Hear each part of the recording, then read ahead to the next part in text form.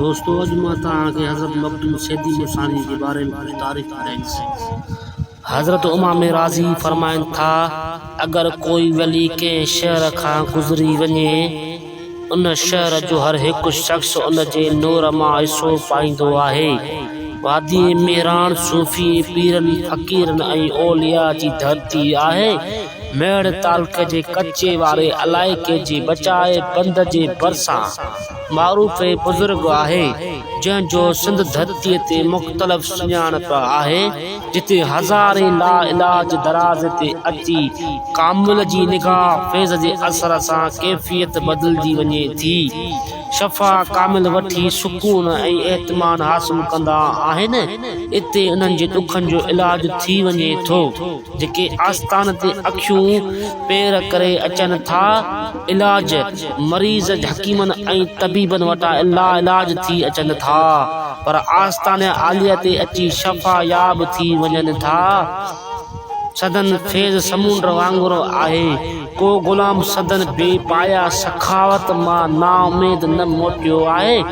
सदन शफ़ा खाना में मरीज़ जा ऑपरेशन भी थियनि था। हज़रत मखदूम जे सवां ॻोल्हण लाइ ॾाढी जस्तजू थी आहे।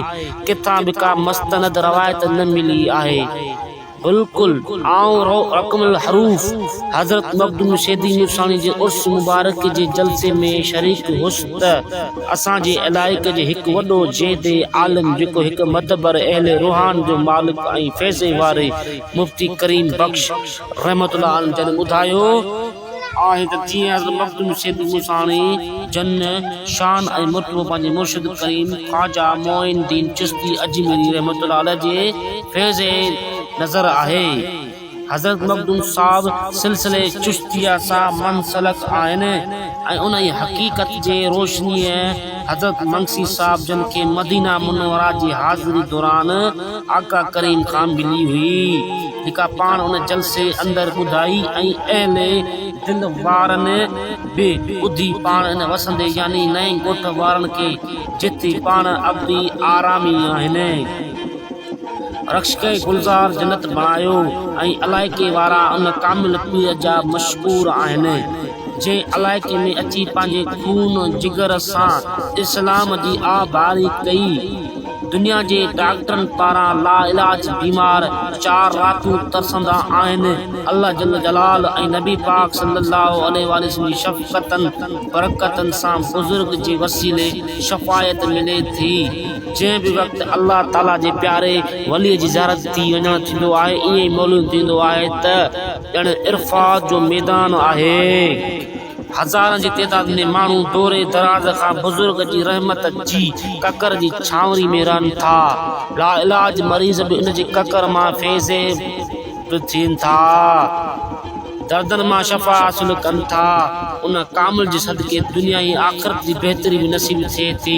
मखदूम साहब रहमतुल्लाह अलैहि हज़रत अजमेर वारे बुज़ुर्ग जा फैज़े याफ़्ता आहिनि। संदन मथा करम नवाज़ी इन कामिल अजमेरी वारे जवान जी आहे। हज़रत मखदूम सैदी मुसानी जी बाबति केतिरियूं रवायतूं हक़ीक़तूं मौजूदु आहिनि। मुख़्तलिफ़ माण्हुनि जा मुख़्तलिफ़ राया आहिनि, पर उमिरि दराज़ माण्हुनि जूं पंहिंजूं चइणियूं आहिनि।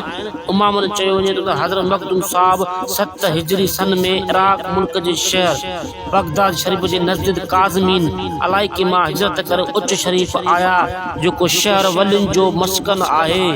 उते रही करे कुझु रूहानी राज़ हासिल करण बाद दरियाए सफ़र रस्ते मेड़ शहर खां 20 किलोमीटर दरियाए कंदीअ सां तारीख़ी वसंदे नओं ॻोठ में अची आबाद थिया ऐं मखदूम सैदी मुसानी जे नाले सां मशहूरु थिया।